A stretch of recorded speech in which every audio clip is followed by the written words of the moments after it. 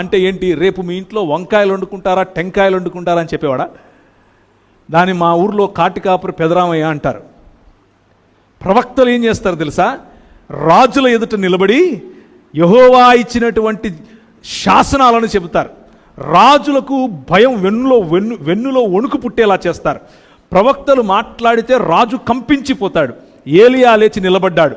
ఒకవైపు ఆసాపు మరియు ఆయన భార్య వేయించబులు వాళ్లకు 400కు పైచిలకు ప్రవక్తలు, 100 ప్రవక్తలు. ఏలియా ఒక్కడే ప్రవక్త, యెహోవా దేవునికి నేను ప్రవక్తను అని నిలబడ్డాడు. పరిశుద్ధాత్ముడు లేపితే ప్రవచన వరం ఇస్తే ఇలా ఉంటారు. ఏముంటారు తెలుసా? ఏమయ్యా నువ్వు రాజు అనుకుంటున్నావు? యెహోవా మార్గాలను విడిచిపెట్టి నువ్వు ఉన్నతమైన స్థలాలలో నువ్వు ఎవరిని కట్టుకుంటున్నావు? ఒకడేమో నెహుష్టాన్ కడతానంటాడు, ఇంకొకడేమో అషేరా దేవతను కడుతుంది, నీ భార్య ఏమో ఇప్పుడు వచ్చి మళ్ళీ డయానా టైప్లో ఒకటి కడుతుంది. అక్కడికి పోయి మేము వాళ్ళని ఆరాధించాలనా?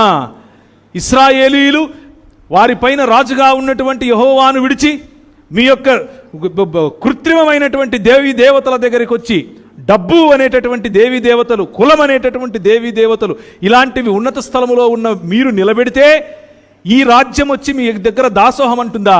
ఇదిగో నేను చెప్తున్నా, నేను మళ్ళా వచ్చి మాట్లాడేంత వరకు నీ రాజ్యంలో వర్షం పడదు.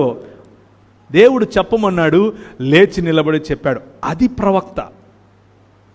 ఈరోజు భారతదేశానికి, ఈరోజు ఆంధ్ర రాష్ట్రానికి, ఈరోజు తెలంగాణకు, తెలుగు ప్రాంతానికి ఏడి ప్రవక్త? ఏడి లేచి నిలబడి మాట్లాడేవాడు? ఏంటి నీ శాసనాలు? ఏంటి నీ పద్ధతులు? దేవుని రాజ్యం ఏది అని అడిగేటటువంటి వాడేడి? అందుకు ఆయనను చంపబోయారు. ఆయన వెళ్ళాడు, ఒక వాగు దగ్గరికి వెళ్ళాడు. ప్రతిరోజు కాకోలముల చేత ప్రభు ఆయనకు చికెన్ బిర్యానీ తినిపించాడు. ఒకరోజు ఇలాగే తింటూ ఉంటే ఆయన అన్నాడు, సరే ఒక పని చేయి, సారేపతికెళ్ళు అని అన్నాడు. అక్కడ ఒక వృద్ధురాలు, లేకపోతే ఒక విధవరాలు, ఏ విధవరాలునైతే ఈ రాజ్యాలు పట్టించుకోవటం లేదో, ఏ విధవరాలైతే వీరు పట్టించుకోకపోవటం చేత వనరులు లేక చచ్చిపోదాం అనుకుంటుందో, ఈరోజు రాత్రి తిని నేను నా కొడుకు చచ్చిపోతాం అనుకుంటుందో, ఆ విధవరాలు చేత ఆ విధవరాలిని ఈ ప్రవక్త ఆశీర్వదిస్తాడు. ఈ ప్రవక్తకు ఆ విధవరాలు భోజనం పెడుతుంది. That is the synergy of the Kingdom of God.